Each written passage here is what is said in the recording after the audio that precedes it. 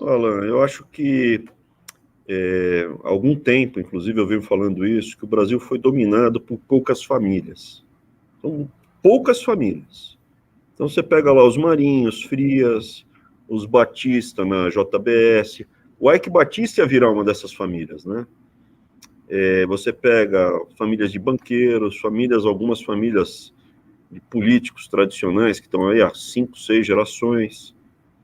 E o que aconteceu? Eu sou fruto da classe média, e a classe média se levantou. Houve uma revolução tecnológica, que foi aqui da internet. Isso permitiu nós furarmos o bloqueio, nos conhecermos, nos comunicarmos. Então, como teve lá na Tunísia a Primavera Árabe, óbvio, né?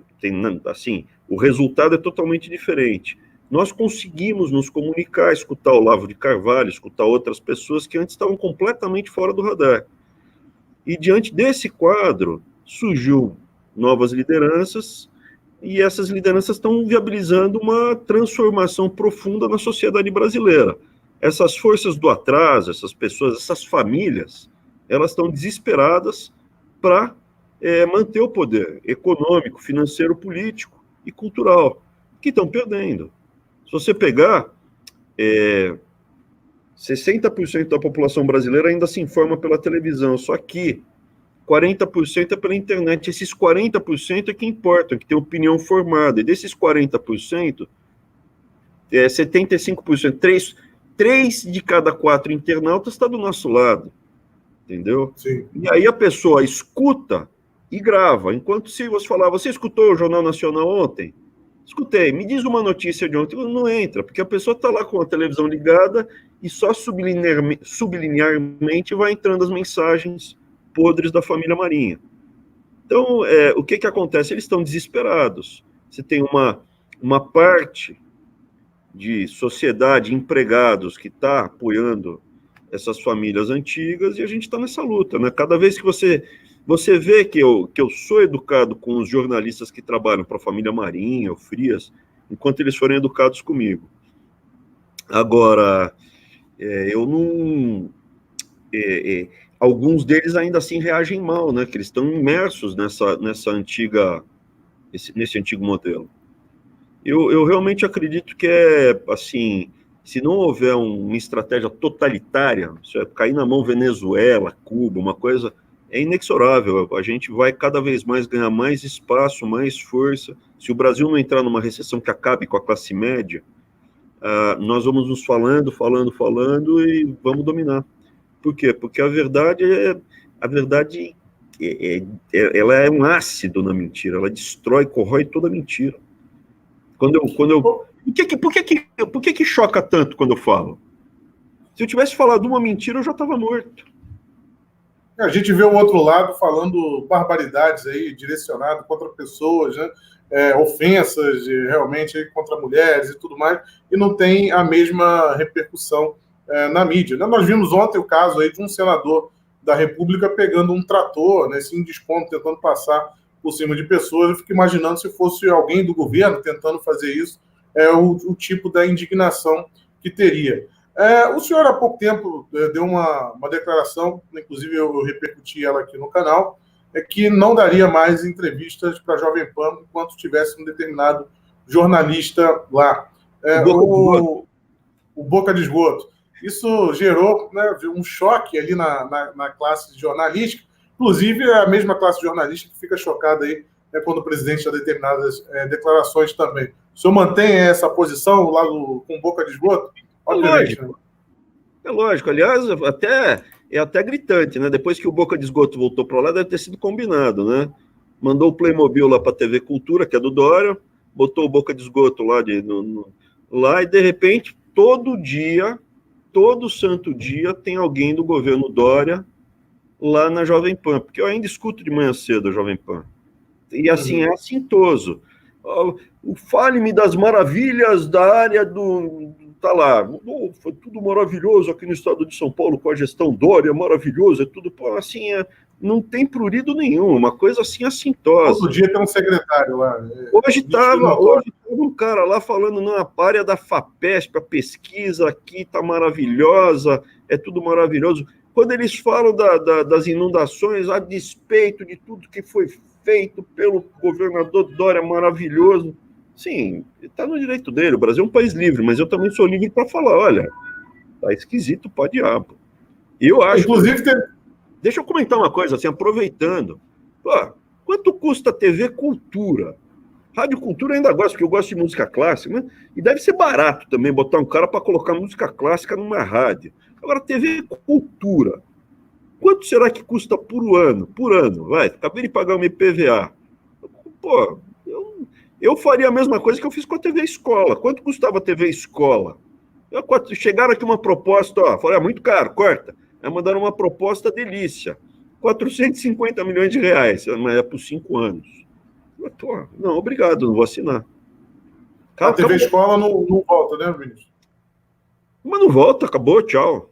Aqui não, enquanto eu tiver, esquece. 450 milhões? 450 milhões de TV Escola? Conta para mim. O dia que não tem o número da audiência da TV Escola? Eu nem sei, é traço. O dia que eu não tiver nada para fazer com 450 milhões, que a gente ainda tem, a gente ainda tem déficit primário. O dia que não tiver mais nada, está faltando creche, está faltando ônibus, está faltando melhorar salário de professor, está faltando 1 zilhão de coisa, está faltando. O dia que não tiver mais nada para fazer, daí beleza, 450 milhões, corta e diminui o imposto. Acabou. Eu continuo sendo o mesmo Abrão que estava em São Paulo, na Paulista. Eu, se puder, eu quero ter uma pessoa para... Né, motociclista caiu, bateu a cabeça, está em convulsão. Eu acho que tem que ter um Estado para amparar a pessoa e levar para o HC. Não é para morrer que nem cachorro na rua. Vai falar, estou satisfeito em ter o PSDB governando o Estado de São Paulo há tantos anos? Não, por quê? Porque ele não representa o grupo ao qual eu pertenço. Qual é o grupo ao qual eu pertenço? A classe média. Eu sou da classe média e quero que eu queria que o Brasil todo fosse classe média e São Paulo, que é o estado mais classe média, que a gente fosse ainda mais classe média. E não tem um grupo, não tem... Qual foi o último governador classe média que a gente teve? A gente sempre teve preso numa dinâmica horrorosa aí no estado. Que foi, ou você tinha PT esquerda, com essas loucuras aí, Hezbollah, ou você tinha na direita o Maluf, que daí é o seguinte, o cara não é que ele está defendendo, é ladrão. O Maluf é ladrão. Asqueroso, fecha o nariz e, meu Deus do céu. Ou você ia de PSDB, que é a esquerda... É a esquerda sapato social sem meia, né? Ou então sim, usa a calça apertada sem cueca para não marcar. O consumo de drogas está sendo estimulado no Brasil há muito tempo. Eu era moleque e tinha um rapper pensador que falava, né? Segura, a música era segura, solta, puxa, passa o cachimbo da paz, maresia.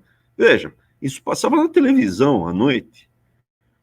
Quantas vezes vocês não viram novela, ou programas, ou filmes mostrando o consumo de drogas como algo glamuroso ou bonito? Então isso vai permeando na sociedade. É uma batalha, você tem que cuidar da sua família, dos seus filhos, é você que tem que cuidar, é você que tem que falar, olha, isso daí faz mal. Se fosse bom, não chamava droga.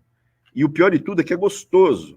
Eu nunca consumi maconha, nunca consumi nenhuma droga ilícita, mas eu já consumi álcool e tabaco. Você consome isso porque é gostoso, não é ruim, é bom, é gostoso, só que não faz bem.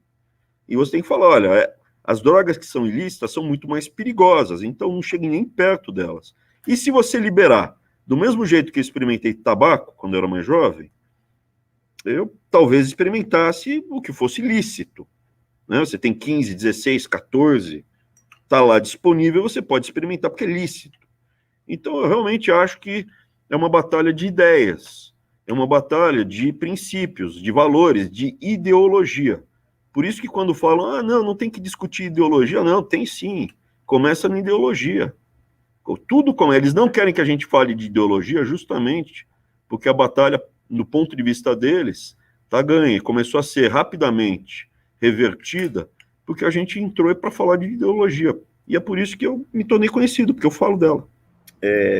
Mas voltando, só que fica o pessoal mais intelectualizado discutindo Scruton, fica discutindo porque o von Mises, porque não sei o que lá, e para a classe média, que o cara está no dia a dia, pô, eu tenho uma oficina mecânica, eu sou enfermeiro, eu tenho uma padaria, eu sou gerente num posto de gasolina. Isso é classe média, a pessoa que tem um ofício e vive desse ofício.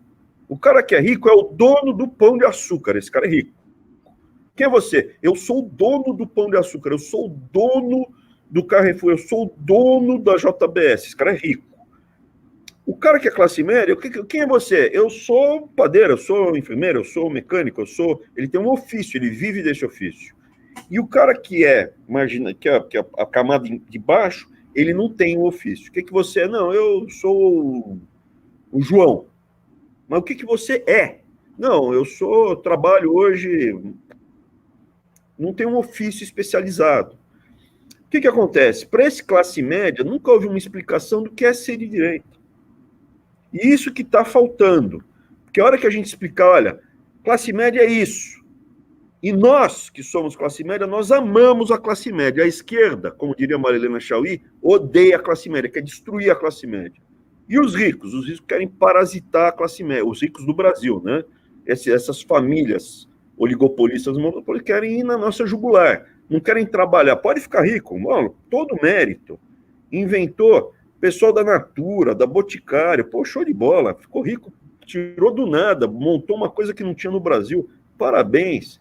Foi lá, estava trabalhando na Embraer, comprou ações da Embraer, ficou rico, pô, show de bola. O que não pode? Conseguiu uma tetinha no BNDES, conseguiu um monopólio, o CAD, amiguinho, não falou nada, permitiu um monopólio de carne, de cerveja, de papel e celulose, oligopólio de banco. Você vai vendo, durante o Fernando Henrique e o Lula, você monopolizou, oligopolizou o Brasil todo. Isso quando não privatizou. Oi. A gente corre esse risco de monopólio, de oligopólio no setor da educação no Brasil? Estava em pleno andamento. O plano estava em pleno andamento. Em pleno andamento. Por isso que estão tão revoltados. Você vê nitidamente os grupos me atacando. Tem um pessoal da barganha da corrupção antiga que está desesperado, que não tem conversa, fica desesperado. Você vê o pessoal da esquerda ideológica também desesperado. E você vê o pessoal que estava em pleno andamento de montar o, entre aspas, campeão nacional da educação, né? Porque na época do PT eram os campeões nacionais. Eles usavam esse eufemismo para entregar um setor inteiro para uma família. Então chamam o Ike Batista, que o Ike Batista realmente, né, conseguiu, né? Além de casar com a Luma de Oliveira e usar peruca, ele conseguiu quebrar, tendo todas as condições possíveis do mundo para não quebrar. Assim, de benefícios, né? Mas voltando, o que acontece? Você tem um monte de famílias que não quebrou e conseguiram consolidar um monopólio ou um oligopólio no Brasil. Essa turma alguns dessas famílias estavam de olho em estão de olho em dois setores que ainda não foram oligopolizados, monopolizados no Brasil. Um deles é a educação, o outro é a saúde.